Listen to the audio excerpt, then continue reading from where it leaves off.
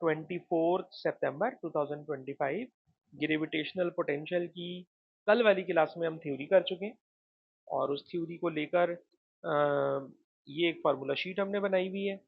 तो अगर आप रिकॉर्डिंग से काम चला रहे हैं तो यहाँ पॉज करके इन सारे फार्मूलाज को नोट कर लें और इन्हीं फार्मूलाज को लेकर आज की क्लास को हम लेकर आगे चलेंगे। तो चलिए जनाब स्टार्ट करते हैं आज की क्लास का पहला सवाल। थोड़ा सा पुराना है, जून 2014, पेपर 41 क्वेश्चन नंबर 1 है उस पेपर का। क्वेश्चन क्या है जरा क्वेश्चन देखिए। कह रहे जनाब कोई प्लेनेट है जो कि आइसोलेटेड है, इसका रेडियस कैपिटल आर है। तो ये जनाब मैंने प्लेनेट बनाया। इस प्लेनेट का मास कहीं भी नहीं लिखा हुआ, सिर्फ ये है कि इसका मास सेंटर पर है। ठीक है। इसका रेडियस कैपिटल आर है, तो सर ये रेडियस कैपिटल आर हो गया। इसकी कोई फील्ड बन रही होगी, उस फील्ड में कोई एक पॉइंट ऐसा है जो अर्थ के सेंटर से, ठीक है ना, अर्थ के सेंटर से 6 आर डिस्टेंस पर है। 6 आर यानी ये 1 R, 2 R, 3 R, 4 R, 5 R. For example ये रहा 6 आर। उस पॉइंट का बेटा मैंने नाम ऐसे ही रख लिया है ए। और ये जो पॉइंट ए है ये अर्थ के सेंटर से कितना दूर है, तो क्वेश्चन में गिवन है अर्थ के रेडियस का 6 आर। और यहां से मैं एक पत्थर को लेकर आ रहा हूं जो 1.3 kg का है ए से, और ए से बेटा मैं उसको लेकर आ रहा हूं बी पर। और ये जो बी है ये अर्थ के सेंटर से इसका डिस्टेंस है 5 आर। ठीक है जनाब, तो ए का डिस्टेंस 6 आर है और बी का डिस्टेंस 5 आर है। ये दो डिस्टेंसेस हो गए। अब आपसे पूछ कह रहे हैं कि जनाब कैलकुलेट करें change in gravitational potential energy. तो बेटा अभी क्लास की रिकॉर्डिंग से पहले और कल की क्लास के अंदर रिकॉर्डिंग में हमने एक फार्मूला आपको पढ़ाया है कि change in gravitational potential energy का फार्मूला होता है capital G, capital M, small m, 1 upon initial point distance. पहले initial point distance, initial point यहाँ पर ए है क्योंकि हम ए से बी पर आ रहे हैं, तो ए का डिस्टेंस होगा और फाइनल पॉइंट डिस्टेंस बी का डिस्टेंस होगा। ठीक है जनाब। अच्छा जी, अब हम इसको सॉल्व करना शुरू करते हैं। अलबत्ता सॉल्व करने शुरू में आप नोट कीजिएगा क्वेश्चन में उन्होंने हमें एक और नंबर दिया हुआ है। और वो नंबर क्या है, कह रहे हैं सर ये जो नंबर है ना, ये नंबर, सर ये नंबर ग्रेविटेशनल पोटेंशियल है ऑन द सरफेस। तो आपको याद होगा ग्रेविटेशनल पोटेंशियल का फॉर्मूला होता है -G m/r पोटेंशियल, और इसकी वैल्यू है -6.3 एक्सपोनेंट 7। ये वैल्यू हमें गिवन है। ये मुझे लगता है क्वेश्चन के आखिरी पार्ट में मैं कहीं यूज करूंगा। ऑल्दो के जो फॉर्मूला है उसमें भी माइनस आ रहा है, जो वैल्यू उसमें भी माइनस आ रहा है, तो माइनस से माइनस कैंसिल कर दूंगा और मैं यूज करूंगा Gm/r is equal to this number. ठीक है जी। आइए सवाल सॉल्व करना शुरू करते हैं। क्वेश्चन का सोल्यूशन बेटा कुछ यूं होगा कि कैपिटल जी ऐसे ही है, एम एम ऐसे ही है। जहां है बेटा 1/r a, sir R A का डिस्टेंस है 6 R, R B, sir R B का डिस्टेंस है 5 आर। अच्छा जी, अब इन दोनों का ले लीजिए एलसीएम। जब आप एलसीएम लोगे तो 6 5 30 आर, एलसीएम आ जाएगा। और 30 आर में 6 आर कटेगा तो यहाँ पर आ जाएगा 6 5 30, यहाँ पे आ जाएगा 5 6 30। और जब आप इसको सॉल्व करोगे तो ऑब्वियसली ये माइनस में इसका आंसर बनेगा, माइनस में आंसर बनेगा और आंसर बनेगा Gm/r। मैंने बस चालाकी ये की है, ये वाला कैपिटल जी, ये वाला कैपिटल एम और ये वाला आर, इन सबको मैं एक तरफ लेकर आ गया। ठीक है जनाब, इन सबको मैं एक तरफ लेकर आ गया। ऊपर मैं गलती कर रहा हूँ, आर नहीं आएगा ऊपर, ऊपर आर नहीं आएगा भैया, एलसीएम लेने में मैं गलती कर रहा हूँ। तो सर ये बन गया माइनस का 1/30। और ये वाला जो एम है it is mass of stone, पत्थर का मास है, उसको सर मैंने एक साइड पे कर दिया, उसको बेटा मैंने एक साइड पे कर दिया। ठीक है जी। तो जी कैपिटल एम और ये वाले आर को एलसीएम लेकर मैंने एक तरफ कर लिया। अब आप बताइए ये वाला नंबर मुझे पता है, देखिए ऊपर दिया हुआ G M upon R, G M upon R बराबर है 6.3 एक्सपोनेंट 7, 6.3 एक्सपोनेंट 7। ठीक है ना, ये वाला माइनस बेटा मैंने ब्रैकेट के बाहर निकाल दिया, डिनोमिनेटर में 30 है बेटा, मैंने 30 लिख दिया। This is small M, small M is the mass of stone, और जो स्टोन है ना सर उसका मास है 1.3 केजी, 1.3 केजी। तो बेटा कोई बच्चा मुझे बल्कि जवेरिया सॉल्व करके बताएंगे बेटा क्या आंसर आएगा इसका?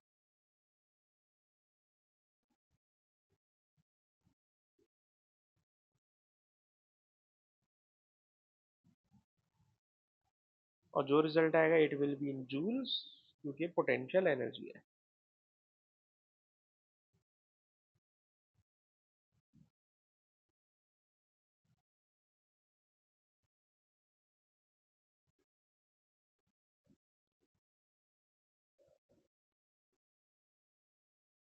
ठीक है जनाब। और माइनस में क्यों है अगर हम आपसे पूछें तो सर माइनस में इसलिए क्योंकि वो जमीन के करीब आ रहा है ऑब्जेक्ट। ठीक है ना, अब ऑब्जेक्ट ए से बी आ रहा था, प्लेनेट के करीब आ रहा था, प्लेनेट के करीब आ रहे हैं, पोटेंशियल एनर्जी लूज करेगा, पोटेंशियल एनर्जी लूज करेगा तो इट विल बी नेगेटिव। यकीनन आपने ये सवाल कॉपी कर लिया होगा। और अब चलते हैं इसी तरह के एक और सवाल पर। ये क्वेश्चन नया सवाल है, जून 2022। हाँ ये बेटा, ये बुक में आपको आराम से मिल जाएगा, बिल्कुल नया सवाल है। इस क्वेश्चन में क्या हो रहा है, तो इस क्वेश्चन में सर हो ये रहा है कि जिस तरह लास्ट क्वेश्चन में एक स्टोन था, इस क्वेश्चन में कोई कॉमेट है, उस कॉमेट का मास है 2.20 एक्सपोनेंट 14। ठीक है जनाब। और आपको स्पेस फिजिक्स अपने आईजीसीएसई में पढ़ी हुई है कि जो कॉमेट होता है उसका जो पाथ होता है वो सर्कुलर नहीं होता, वो एलिप्टिकल है, बहुत दूर से आता है और जमीन के करीब या स्टार के करीब, स्टार के करीब, सूरज के करीब घूम के फिर वापस चला जाता है। ठीक है जी। तो इसका ऑर्बिट बहुत बड़ा होता है। अच्छा जी। अब कह ये रहे कि जब ये कॉमेट एक्स पर है तो इसकी वेलोसिटी ये रही। ठीक है, ये सर वेलोसिटी नहीं है, ये इसका डिस्टेंस है, स्टार के सेंटर से डिस्टेंस। तो इस डिस्टेंस को बेटा मैंने लिख दिया आर एक्स, क्योंकि इसमें ए और बी नहीं है, एक्स है। एक्स का डिस्टेंस आर एक्स, और उसकी स्पीड दी हुई है, स्पीड को अभी 2 मिनट के लिए इग्नोर कर रहे हैं, स्पीड को अभी 2 मिनट के लिए इग्नोर कर रहे हैं। एक्स पर डिस्टेंस है बेटा आर एक्स। ठीक है जनाब। अच्छा बेटा अम्माज देखिए सवाल बिल्कुल शुरू हो रहा है और यकीनन आप इस क्वेश्चन को पिक कर लेंगे। क्वेश्चन बेटा ये है कि एक कॉमेट है जो एक्स पर है, और जब एक्स पर है तो उसका स्टार से डिस्टेंस जो है इट इज आर एक्स, और आर एक्स की एक सर्टेन वैल्यू क्वेश्चन में गिवन है। सर ये कॉमेट एक्स से चलता हुआ आया और ये वाई पे पहुंच गया, एक्स से वाई पर आ गया। जब ये वाई पर आ गया तो वाई पर इसका डिस्टेंस यकीनन कम हो गया, डिस्टेंस दे दिया। आपसे पूछ रहे हैं calculate change in gravitational potential energy. ठीक है ना, तो जो सवाल अभी अभी अम्माज बेटा मैंने लास्ट ऊपर कराया है ना, बिल्कुल सेम मेथड मैं अप्लाई करने जा रहा हूँ इस क्वेश्चन के लिए, सेम मेथड अप्लाई करने जा रहा हूँ। ठीक है सर, मेथड ये होगा, we are calculating change in gravitational potential energy and it is equal to G M M. अच्छा बेटा, एक्स से आ रहा है तो पहले लिखूंगा आर एक्स, वाई पर आ रहा है इसलिए बाद में बेटा मैंने लिख दिया R Y, G M M bracket के अंदर आर एक्स, 1/r(x - 1/r1)। ठीक। अब आप देखिएगा सारी वैल्यूज क्वेश्चन में गिवन है। कैपिटल जी सर, कैपिटल जी हमें जुबानी याद होता है, 6.673 एक्सपोनेंट -11। ठीक है। अच्छा इस सवाल को जब मैं सॉल्व कराऊंगा और फिर मैं आपसे बोलूंगा भाई कैलकुलेटर चलाएं, तो आप लोग काफ़ी लंबा टाइम ले लेते हैं उसको आंसर करने में। तो अगर मैं आप में से किसी बच्चे से ये कहूँ कि मैं ये वाली शीट आपको ना बेटा जवेरिया आपको सेंड कर रहा हूँ, ठीक है, इसमें ये सवाल सॉल्व हुए हुए हैं, बल्कि ग्रुप में मैंने डाल दिया है। तो इसको बेटा किसी डिवाइस में खोल के रख ले, ताकि जब मैं आपसे सवाल का पूछूं आंसर तो आप मुझे उसमें से देख के बता दीजिएगा। ठीक है बेटा, कैलकुलेटर चलाने में बहुत लंबा टाइम हो जाएगा। अच्छा बेटा, capital G it is gravitational constant. उसके बाद mass capital M. Sir capital M होता है स्टार का मास, और स्टार का जो मास है ना, वो ये रहा 1.99 एक्सपोनेंट 30। वैसे ये हमारे सूरज का मास है, 1.99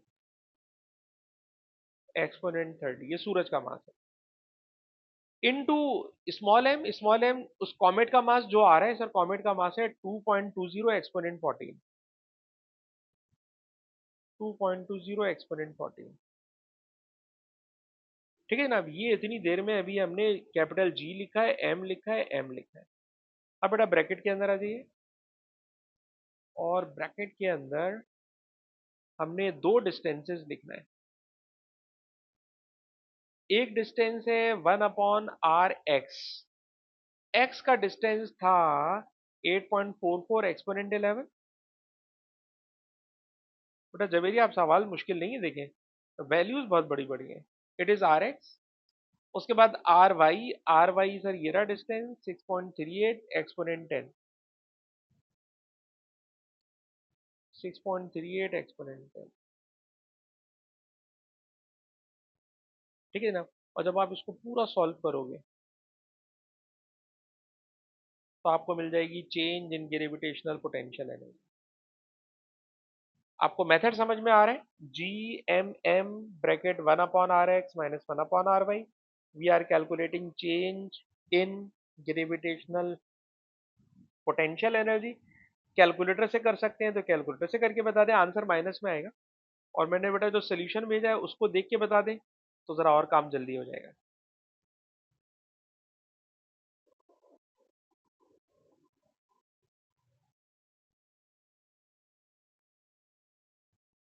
-4.2 एक्सपोनेंट 23। 4.2 के बाद भी कोई डिजिट बोला बेटा अम्माज आपने? अच्छा जी, it is gravitational potential energy. अब आप देखिए कैलकुलेशन में ये नंबर माइनस का आ रहा है, और आपसे पूछ रहे हैं कि ग्रेविटेशनल पोटेंशियल एनर्जी इंक्रीज होगी या डिक्रीज होगी। भाई माइनस में आ रहा है ना, तो डिक्रीज होगी। कह रहे रीजन दे दे।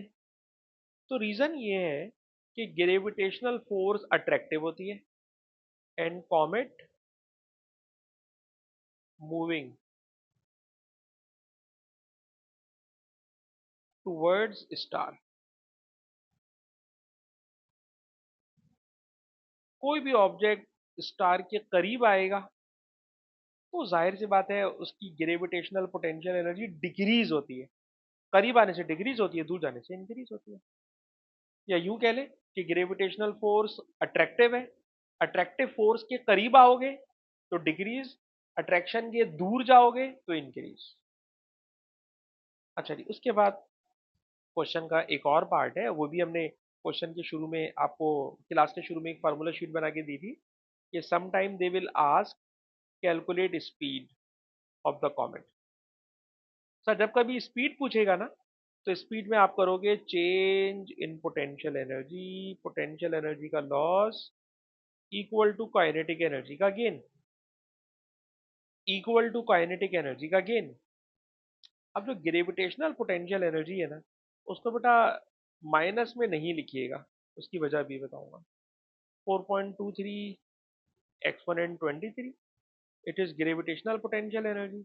राइट हैंड पे काइनेटिक एनर्जी होगा हाफ mv²। अच्छा, अगर कोई ऑब्जेक्ट स्टेशनरी हो तो खाली v² लिखते हैं शुरू में, लेकिन ये कॉमेट पहले भी मूव कर रहा था और बाद में भी मूव कर रहा है। ठीक। और ये बात भी आपको पता है कि करीब आ रहा है, करीब आ रहा है स्पीड बढ़ रही है, करीब आ रहा है स्पीड बढ़ रही है।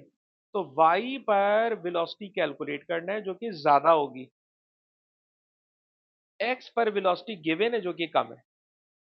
ठीक है जनाब, y पे ज्यादा होगी तो मैं लिखूंगा y पे ज्यादा होगी तो v² minus initial velocity. Sir initial velocity 34.1 है, 34.1 है, लेकिन बेटा वो 34.1 किलोमीटर में है। और सर अगर किलोमीटर में है ना, तो इसको किलो हटाना पड़ेगा, सवाल, सर गिवन भी किलोमीटर में है, रिक्वायर भी किलोमीटर में है, तो कन्वर्ट करने की ज़रूरत ही नहीं है, कन्वर्ट करने की ज़रूरत ही नहीं है। तो मेरा भी ख्याल तो यही है, लेकिन मैं डरता इस बात से हूँ कि उन्होंने राइट साइड पे ना सॉल्यूशन दिया हुआ है जूल्स में। We have calculated potential energy in joule, ठीक है। और जब लेफ्ट साइड पर पूरा सॉल्व किया हुआ नंबर जूल्स में है, तो राइट हैंड के ऊपर भी सारी की सारी क्वांटिटीज एसआई यूनिट में होना चाहिए, यानी मीटर, किलोग्राम, सेकंड, इसमें ही सब कुछ होना चाहिए। इसलिए किलोमीटर लिखना पड़ेगा आपको। ये अलग बात है कि जो फाइनल आंसर आएगा उसको फिर 1000 से डिवाइड करा के किलोमीटर में कन्वर्ट कर लेंगे, लेकिन आपको अभी वेलोसिटी की वैल्यू जो पुट कर रहे हो वो 34.1 किलोमीटर, किलोमीटर को मीटर में कन्वर्ट करना पड़ेगा। क्या आपको मेरी रीजन जवेरिया समझ में आ रही है कि लेफ्ट साइड पे जो एनर्जी है इट इज इन जूल, इसलिए राइट हैंड के ऊपर भी सारे के सारे नंबर एसआई यूनिट में होना चाहिए। अगर कोई क्वेश्चन देखो क्रॉस मल्टीप्लीकेशन का हो, तो आप ऐसे क्वेश्चन को सॉल्व कर सकते हो, लेफ्ट और राइट पे यूनिट सेम होना चाहिए बस, ठीक है। अगर कोई क्वेश्चन ऐसा है जिसमें कोई कांस्टेंट इन्वॉल्व नहीं है, तब भी लेफ्ट और राइट के ऊपर सेम यूनिट से आप निपटा सकते हो। लेकिन जिस क्वेश्चन में कोई कांस्टेंट आ गया, आपने पोटेंशियल एनर्जी कांस्टेंट से निकाली है, तो उस कांस्टेंट की वैल्यू किसी सर्टेन सिस्टम ऑफ यूनिट में निकाली गई होगी, यूजुअली ऐसा ही में होती है। तो अब आप बाउंड हो गए कि सारे number must be in joules, must be in SI unit, must be in SI units. जी बेटा अम्माज, अगर आप देख के मुझे बता सकेंगे सोल्यूशन में क्या इसका आंसर पड़ा हुआ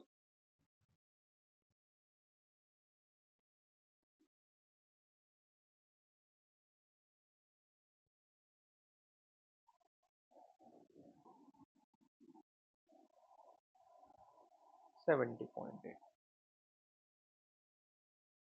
अच्छा जी, उसके बाद ये क्वेश्चन हमारा कंप्लीट हो गया है, और ये क्वेश्चन भी मैंने बिल्कुल ऊपर वाले क्वेश्चन की तरह ही किया है, ठीक है जी। कोई मैंने इसमें नई बात नहीं डाली। पोटेंशियल एनर्जी इसी तरह निकाली, काइनेटिक एनर्जी तो हाफ एम वी स्क्वायर, पुरानी बातें। अच्छा जी, एक और क्वेश्चन पे आ जाते हैं। एक और क्वेश्चन क्वेश्चन है, डिफाइन ग्रेविटेशनल पोटेंशियल। इसकी डेफिनेशन हम लोग कल कर चुके हैं। Work done per unit charge in moving from infinity to a point, work वगैरह वगैरह। जो काम की बात है इस पर आ जाए। सर इसके अंदर क्या हो रहा है, सर इसमें हो ये रहा है कि हमारे पास कोई प्लेनेट है, उसका मास कैपिटल एम है, कोई रॉकेट है, और रॉकेट आ रहा है बी से ए की तरफ, या ए से बी की तरफ, लिखा है जी आ रहा है between A and B, between A and B. देखिए जब उसने कह दिया ना बिटवीन ए एंड बी, तो ये ए से बी भी हो सकता है, बी से ए भी हो सकता है, ठीक है ना, कुछ भी हो सकता है। दूसरी बात, आप देखिए जो चीज हमसे शो करवा रहा है वो रिजल्ट पॉजिटिव है, और अगर वो रिजल्ट पॉजिटिव है तो यकीनन पोटेंशियल इंक्रीज करवा रहा है, और पोटेंशियल इंक्रीज जब भी होगा जब मैं ए से बी जाऊंगा, ठीक। क्वेश्चन में नहीं बताया कि ए से बी या बी से ए, मैंने देखा रिजल्ट पॉजिटिव है। सर अगर रिजल्ट पॉजिटिव है तो ए से बी जा रहा होगा, ठीक है जनाब। तो चलिए जनाब, ए से B we are calculating change in potential. Sir change in potential A to B, sir A to B ये होगा कि जी एम, स्मॉल एम नहीं आएगा क्योंकि it is not potential energy, it is gravitational potential. G M one upon initial point distance, one upon final point distance. Initial बेटा मैंने ए लिया है, फाइनल बेटा मैंने बी लिया है। हानिया बेटा हमें देख के बताइए, तो पॉइंट ए है, इस ए का प्लेनेट के सेंटर से कितना डिस्टेंस है। इट्स 2 आर, क्योंकि 1 आर अंदर है बेटा और 1 आर बाहर है, तो it is 2 R, it is 2 R. और इसी तरह हानिया हमें बी का डिस्टेंस भी बता दीजिए, how far from the centre of earth. It is 5 R, क्योंकि बाहर 4 आर है, 1 आर जमीन के अंदर है, प्लेनेट के अंदर, इट इज 5 आर। अब आप जब इसको एलसीएम लेके सॉल्व करेंगे ना, तो जो रिजल्ट चाहिए ना वही आएगा। आप एलसीएम लेके सॉल्व कर लें, यही रिजल्ट आएगा। 3 GM divided by 10R। Obviously 5 और 2 का एलसीएम 10 बनेगा, और ऊपर 5 माइनस 2 3 बनेगा, बाकी GM आप समझिए रहे।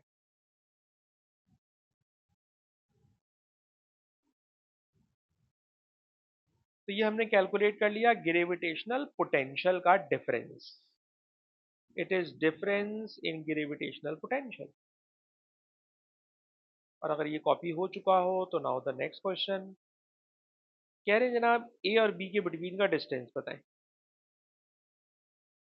ए और बी के बिटवीन का डिस्टेंस बताएं। सर ए और बी के बिटवीन का जो डिस्टेंस होगा ना, तो बड़ा ही सिंपल है। सर ये वाला डिस्टेंस 4 आ रहे हैं, ये वाला डिस्टेंस 1 आ रहा है। अगर हम सरफेस से ही बात कर लें, अगर हम सरफेस से ही बात कर लें, तो ए सरफेस से 1 आ रहे हैं, बी सरफेस से 4 आ रहे हैं, तो इन दोनों का डिस्टेंस 3 आ रहे हैं। तो एक बात तो पक्की है कि ए और बी के बिटवीन का डिस्टेंस 3 आ रहा है, जो कि हमने कैलकुलेट करना है। Distance between A and B is equal to 3R। लेकिन अब इशू ये है कि हमें आर नहीं पता। आर को इस फॉर्मूले से निकलवाएंगे। कैसे निकलवाएंगे तो जरा सुने। कह रहे जनाब रॉकेट मोटर की स्विच ऑफ कर दी है ए पर, और रॉकेट ए से बी जा रहा है। स्विच ऑफ कर दिया, ए से बी जा रहा है। ठीक है जनाब। जब ए से बी देखिए, अगर स्विच ऑफ कर दिया ना, तब kinetic energy equal to potential energy होगी। और अगर स्विच ऑन रहता, तो फिर इंजन में फ्यूल से काइनेटिक एनर्जी और पोटेंशियल एनर्जी आ रही होती। तो शुक्र है कि उन्होंने इंजन बंद कर दिया है। इंजन बंद कर दिया है, मोटर बंद कर दी है, और मोटर बंद करके ए से बी जा रहे हैं। और अब ए से बी जा रहे हैं, ए से बी जा रहे हैं, तो खुद बता रहे हैं काइनेटिक एनर्जी का चेंज 1.7 से 0.88 हो गया है। तो बेटा हानिया हमें कैलकुलेटर चला के बताइए कि काइनेटिक एनर्जी 1.7 से 0.88 हो गई है, और लिखा हुआ है टेरा। तो टेरा का मतलब होता है एक्सपोनेंट 12 जूल। और ऑब्वियसली ये काइनेटिक एनर्जी डिक्रीज हो रही है। आप इंजन बंद कर रहे हैं और ऑब्जेक्ट ऊपर जा रहे हैं, तो काइनेटिक एनर्जी डिक्रीज हो रही है। अरे कितनी डिक्रीज हो रही है, तो आपने बड़े नंबर में से छोटा नंबर माइनस कर दिया, और जब नंबर माइनस किया तो हमें बताइए काइनेटिक एनर्जी का चेंज बटा कितना बन गया।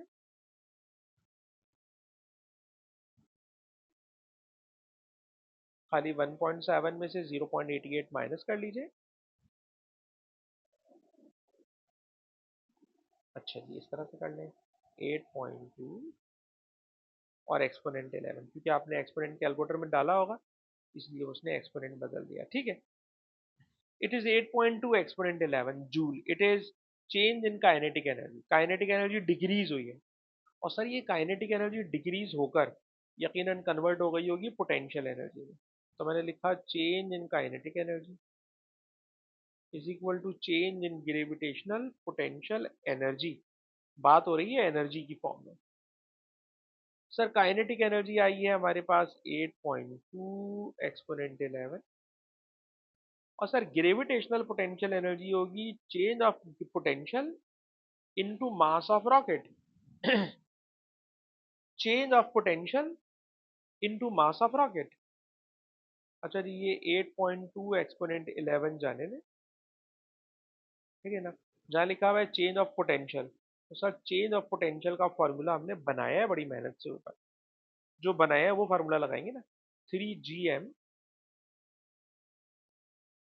3GM डिवाइडेड बाय 10R, और ये मास ऑफ रॉकेट ऐसे है। सर इसमें से कैलकुलेट करना है आपने कैपिटल आर। तो कैपिटल आर को बेटा उधर ले जाओ,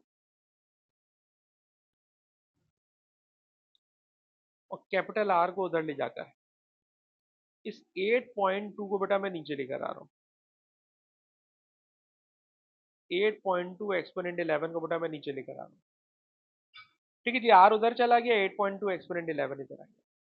इधर बेटा 3 है। फिर देखिए लिखा हुआ है जीएम। जी, ये वाला जो जीएम होता है, this is equal to, we are given 4 exponent 14। GM given है 4 exponent 14। Small m is the mass of rocket, and the mass of rocket should also be given.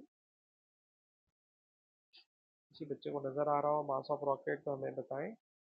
ये रहा 4.7 एक्सपोनेंट 4, 4.7 एक्सपोनेंट 4।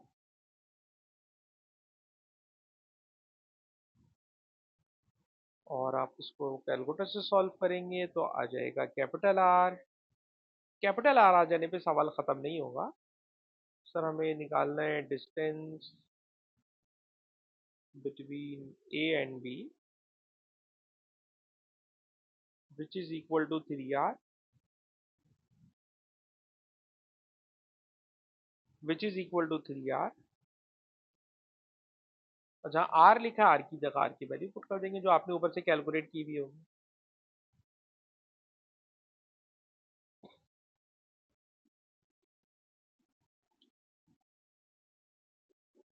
2.1। ठीक है बेटा, ये कैपिटल आर हो गया।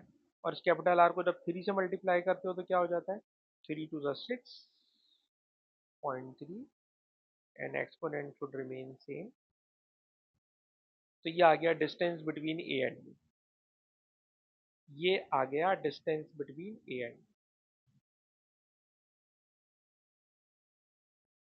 तो अभी तक मैंने जितने क्वेश्चन कराए हैं बिल्कुल सेम मेथड के क्वेश्चन करा रहा हूँ, कोई नई बात कोई नई चीज मैंने नहीं डाली।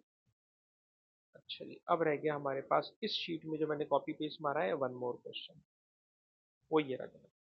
ठीक? पहली बात ये पूछ रहे हैं कि बताइए, कल मैं पढ़ा चुका हूँ ये वाली बात, कि ग्रेविटेशनल पोटेंशियल हमेशा नेगेटिव क्यों होता है, and it is a 3 mark question. Javeri हमें हल्का सा याद दिला सकते हैं ग्रेविटेशनल पोटेंशियल एनर्जी या ग्रेविटेशनल पोटेंशियल हमेशा नेगेटिव क्यों होता है?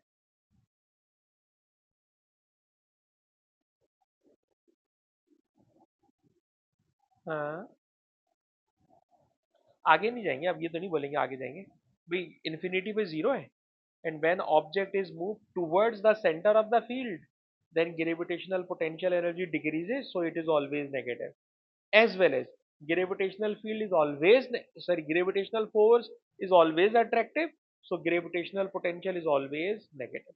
ठीक है, तो ये कल मैं आपको पढ़ा चुका हूँ और हम लिख चुके हैं, और नीचे मार्किंग स्कीम भी मैंने लगाई हुई है, तो आपको आंसर ये वाला मिल जाएगा, मेरे नोट्स में मिल जाएगा।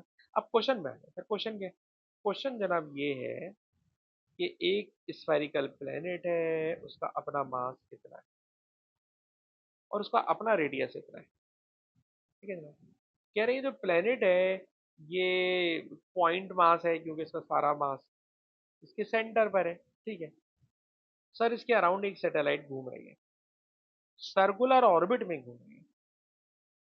और अब सर्कुलर ऑर्बिट में घूम रही है तो उसकी हाइट इतनी है। बताइए इसका, इसकी ऑर्बिटल स्पीड शो दैट।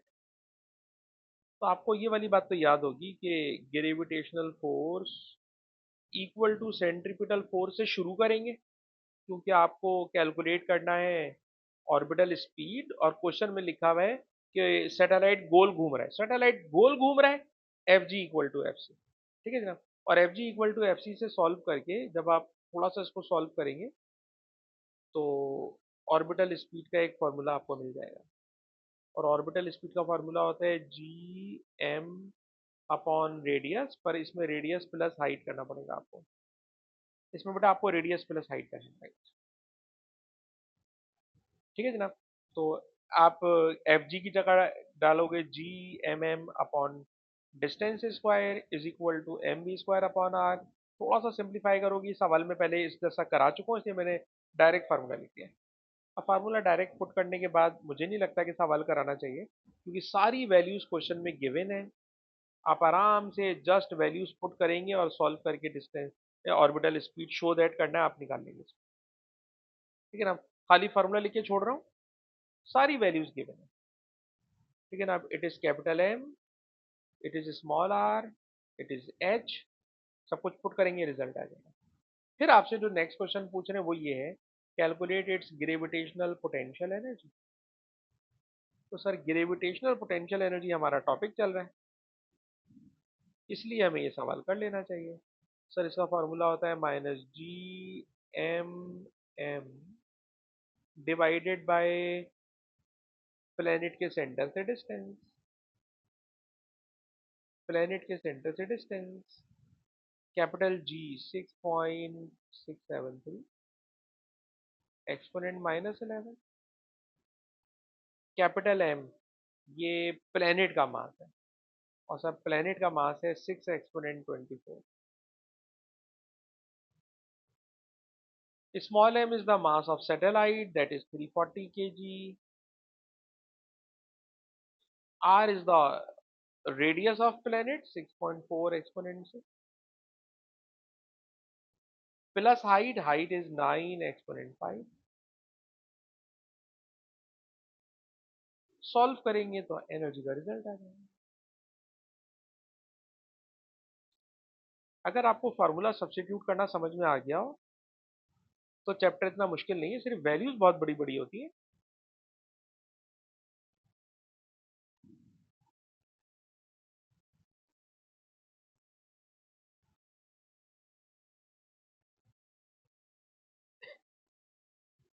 अच्छा जी, खुद कह रहे हैं कि सैटेलाइट करीब आ रहा है प्लेनेट के। आपको ये बात पता है सर, प्लेनेट से दूर जाएगा तो पोटेंशियल एनर्जी इंक्रीज होगी। प्लेनेट के करीब आ रहा है तो कह रहे हैं स्टेटमेंट, स्टेटमेंट में क्या आएगा सर? पहली बात तो ये कि करीब आ रहा है, खुद लिखा है क्लोजर, तो करीब आने पर जो उसकी काइनेटिक एनर्जी है वो इंक्रीज होती है। ये तो स्टेटमेंट है। अब वो कह रहे हैं एक्सप्लेन करें, तो एक्सप्लेनेशन ये है, as satellite comes closer to the planet,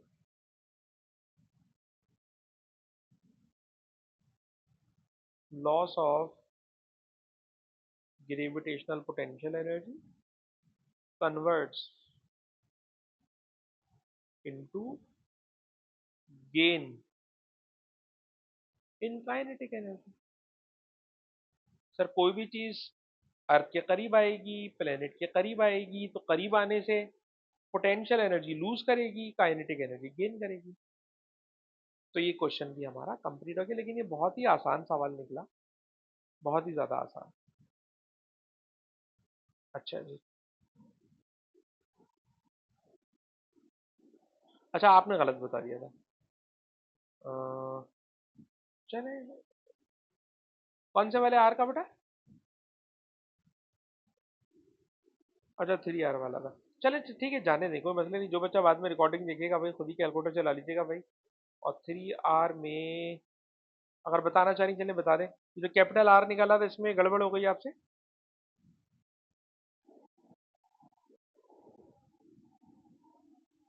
6.88 exponent 6।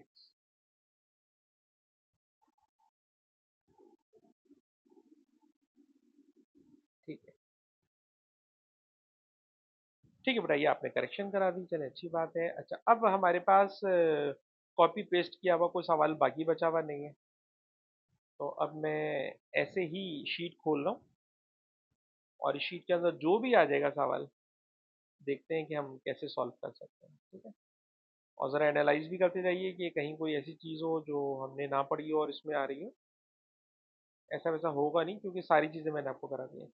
अच्छा, ज़रा इस सवाल को देखिएगा, ये वाला सवाल, मार्च 2020 कह रहे हैं draw lines to represent gravitational field.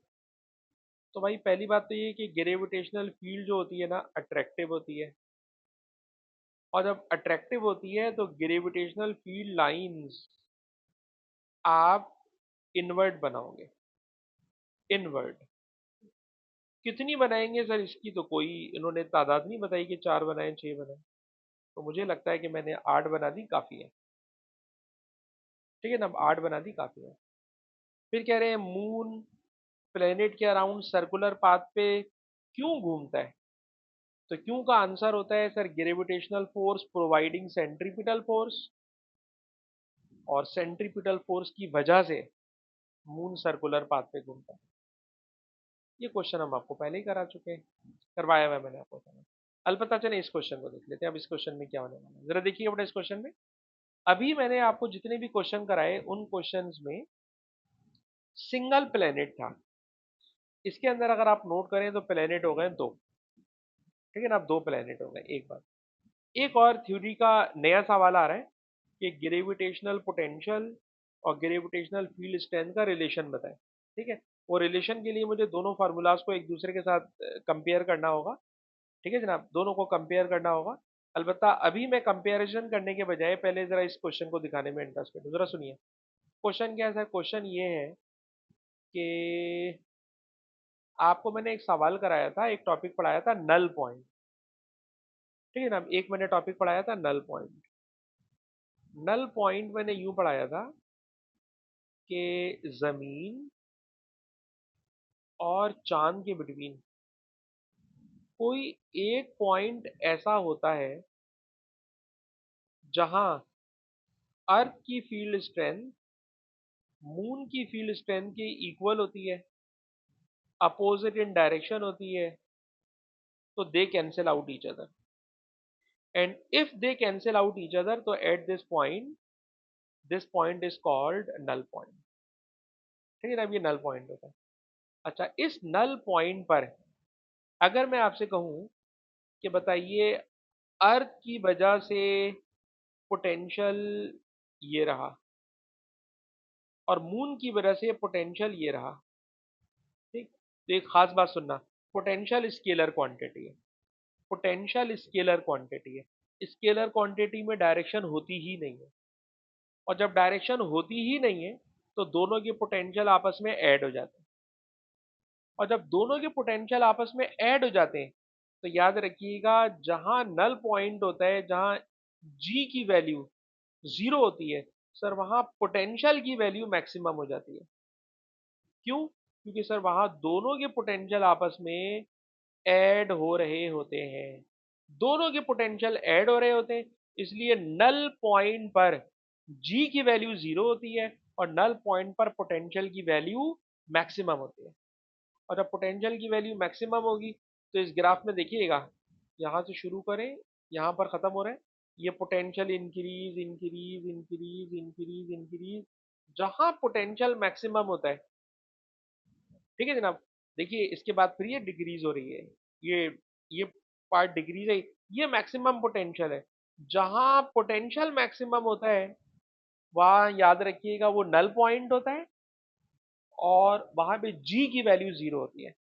जहां पोटेंशियल का ग्राफ, और अगर आप मैथमेटिक्स पढ़ते हो तो ये पैराबोला टाइप ग्राफ होता है, और पैराबोला टाइप ग्राफ के अंदर ये वाला पॉइंट टर्निंग पॉइंट होता है, और जो टर्निंग पॉइंट होता है वहीं पर पोटेंशियल की वैल्यू मैक्सिमम होती है और जी की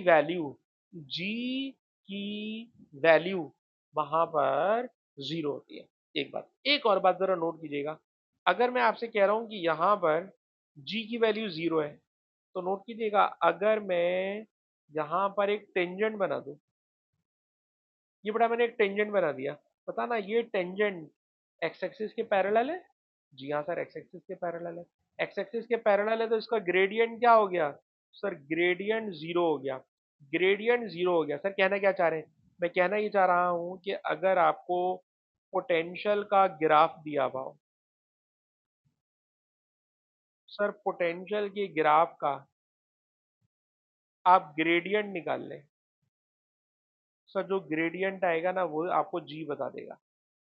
दोबारा सुनना, सर अगर आपको पोटेंशियल का ग्राफ दिया हुआ हो, आप पोटेंशियल के ग्राफ का ग्रेडियंट निकाल लें, सर जो ग्रेडियंट आएगा इट इज कॉल्ड जी। तो मैं कह सकता हूं कि ग्रेविटेशनल पोटेंशियल वाले ग्राफ का ग्रेडियंट यानी gradient of potential equal to gravitational field strength. Gravitational field strength, ठीक है जनाब। अच्छा, ये वाली बात मैं यहाँ पे फिट करने जा रहा हूँ। उसने पूछा है what is the relation between gravitational potential and gravitational field strength, तो मैंने क्या बात बताने की कोशिश की है सर? ग्रेविटेशनल पोटेंशियल वाले ग्राफ का अगर आप ग्रेडियंट निकालोगे, पोटेंशियल वाले ग्राफ का ग्रेडियंट निकालोगे, तो it is equal to gravitational field strength. तो बेटा जरा इसका आंसर लिखिएगा, the gradient of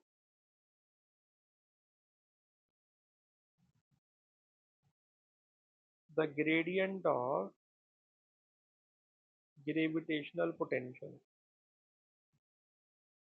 the gradient of gravitational potential is gravitational field strength. जी बेटा जवेरी, इस बात को मेरे ख्याल में अभी अभी मैंने 3-4 दफा बोल दिया है। क्या आप मुझे बता सकते हैं क्या बात समझ में आई? मैं अपने अल्फाज में रिपीट कर लूँ। सर अगर हमें ग्रेविटेशनल पोटेंशियल का ग्राफ दिया हुआ, उस ग्राफ का अगर हम ग्रेडियंट निकाल लें, तो वो ग्रेडियंट ग्रेविटेशनल फील्ड स्ट्रेंथ होती है। जी जवेरिया, हमें बताइए क्या रिलेशन है पोटेंशियल और स्ट्रेंथ का?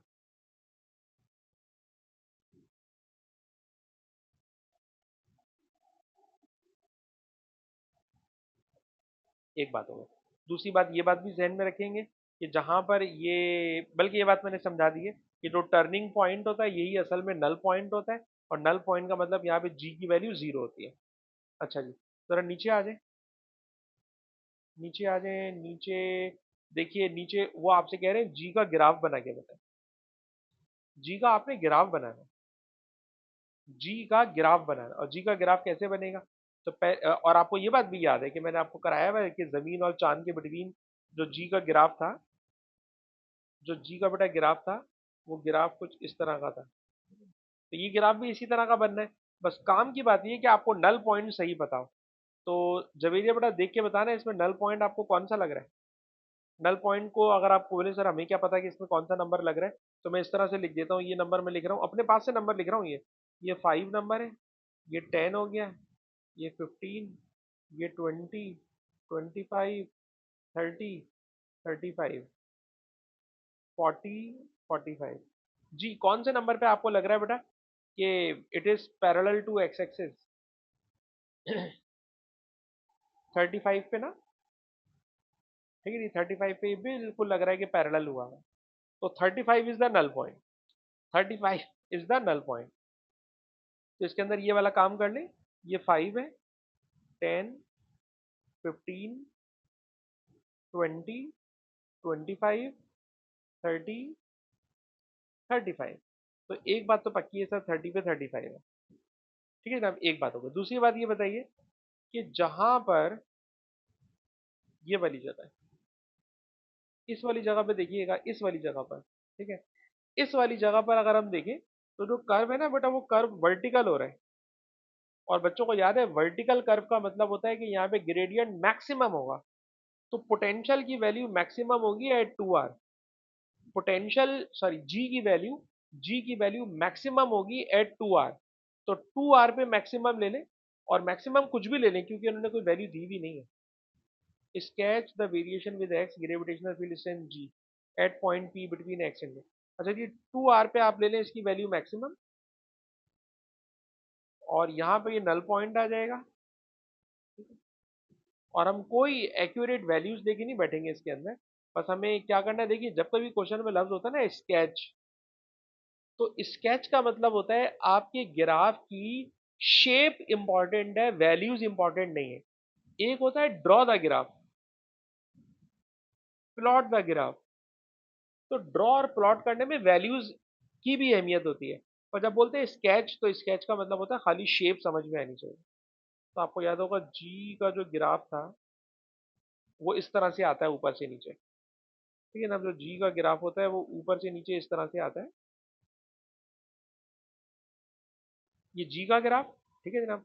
और आप देखिएगा लेफ्ट साइड के ऊपर प्लेनेट बड़ा है, उसका मास बड़ा है, तो जी की वैल्यू मैंने बड़ी ली है।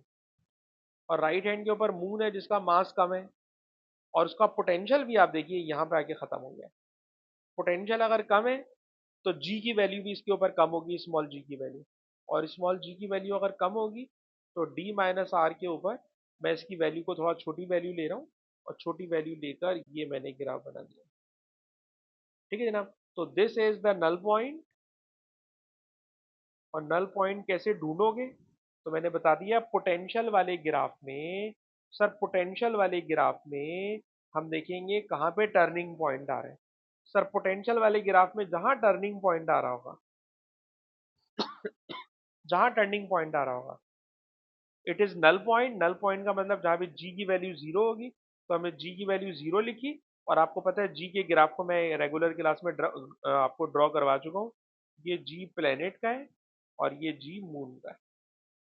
ठीक है जनाब, कोई numerical values are not important. Only हमने आपको ये वाली बात दिखाने की कोशिश की है कि ग्राफ की शेप क्या होगी, ग्राफ की शेप क्या होगी। ठीक है ना। कल की क्लास के अंदर मैं ऐसे ही ग्राफ वाले क्वेश्चन आपके साथ और कराऊंगा, ग्राफ वाले क्वेश्चन और कराऊंगा, और कल इसी सवाल को हम कंप्लीट भी करेंगे, जिसके अंदर जो बातें अभी मैंने बीच में स्किप की है क्योंकि क्लास का टाइम खत्म हो गया था। तो मैं इंशाल्लाह कल की क्लास में आपको ये दोनों पार्ट भी समझाऊंगा और इस जैसे इंशाल्लाह और सवाल आगे लेके चलेंगे। तो आज की रिकॉर्डिंग को यहीं पर खत्म कर रहे हैं।